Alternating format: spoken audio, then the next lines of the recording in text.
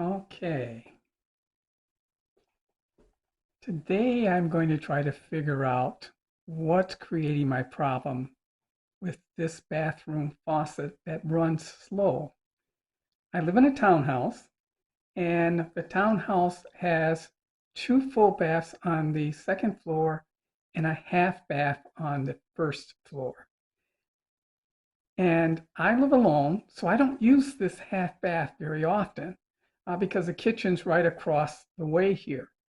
So I don't really pay close attention, but for some time now, I have noticed that the water in this half bath runs slow out of the faucet. And I keep saying, well, I'm going to figure out what I'm going to do. Today, I've decided this is the day to figure it out. So before I start completely tearing things apart, I want to do some troubleshooting. And the way I start is I'm going to show you how the water runs here. Notice how slow this water runs. Now I'm going to go upstairs to the other two bathrooms, and I'm going to show you how those other two faucets run. Okay, now I'm upstairs in one of my full bathrooms, and here's the faucet in the bathroom. Notice the water. Notice that. Okay. I'm also going to go to the other bathroom. Now in the other bathroom, I'm going to run the water here. Notice it has very good water pressure in this faucet also. I got one more faucet I want to show you, and that's the one in the kitchen. Now I'm in the kitchen. Here's the kitchen faucet. Notice the water pressure there. So I've at least in my troubleshooting, my initial troubleshooting, I know that it isn't the water pressure because all the other faucets in the house have really strong water pressure. I'm going to go back now and show you the other bathroom, the half bath that I have a problem in, and you'll see the difference. Okay, now I'm back in the half bath, and let's run that water again. You can tell that the pressure is not strong. Now, one may have argued that it was the upstairs that runs faster, but the kitchen is on the same level as the half bath. So now I want to go through a very methodical approach to see if I can figure out why is this water running slow. So that's what I'm going to do today.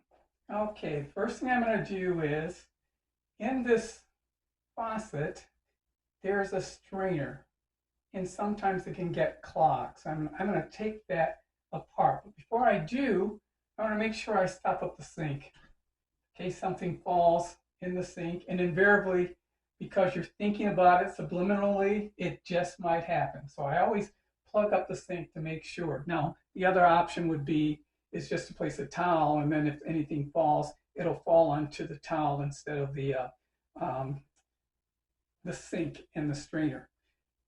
So what I always like to do is, so as not to scratch the surface of my faucet, is to put like masking tape. What I don't recommend, by the way, is duct tape. Duct tape is so sticky that you might end up scratching it inadvertently. So I put a little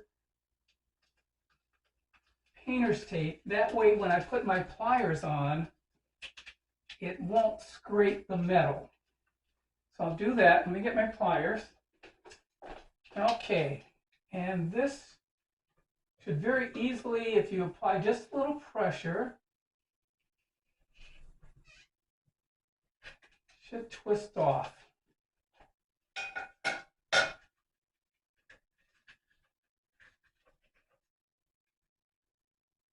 And I'm going to see if I can get close to the camera as I get close. Notice those white particles. And that's a little buildup. And this doesn't look extremely clogged, but I am going to take some of this out of here. And probably the best way, I'm going to take the tape off.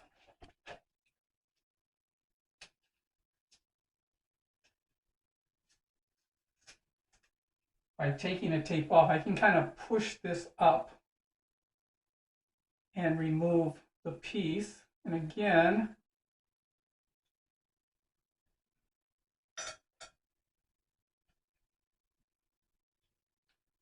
actually this looks like it's built in. Let's see here. Yeah, so there really wasn't that much in there. You saw the white particles a few moments ago, and they're already out. So just to be safe, I'm going to kind of wipe this a little bit just to make sure I've gotten rid of the particles. But it's really like a strainer here, and it captures any of the particles that come through the water line. Sometimes this is clogged. And in my particular case, that clearly is not the problem. So I'm going to put this back on.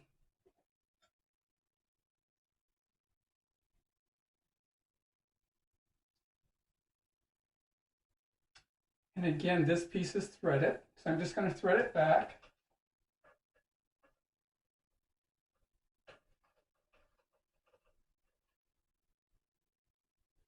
And just to be safe, I'm going to tighten it, but I'm going to put some more tape around here.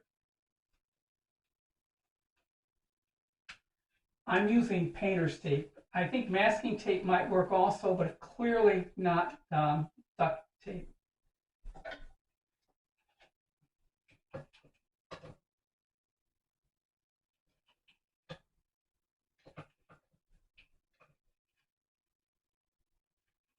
It doesn't have to be super tight, but you don't want water squirting out from in between. Okay, I think I'm where I want to be. And even though I know it didn't solve the problem, I still want to run some water just to make sure that it's seated properly. Sometimes you may luck out, and that may have been the problem. In my case, clearly it wasn't. So now I want to go to the next step. There are several possibilities. It could be the faucet itself. It could be the shutoff valves. And it could be the water line that's connected to the faucet and to the shutoff valve. So in my particular case, I actually want to replace my shutoff water valves anyways. So I'm going to first, I think I've already tried it, and I'm going to reposition my camera so you can see, but I think I'm going to try and double check to make sure that the shutoff valve is completely open, because sometimes that can happen where the valve isn't open. So I'm going to show you that.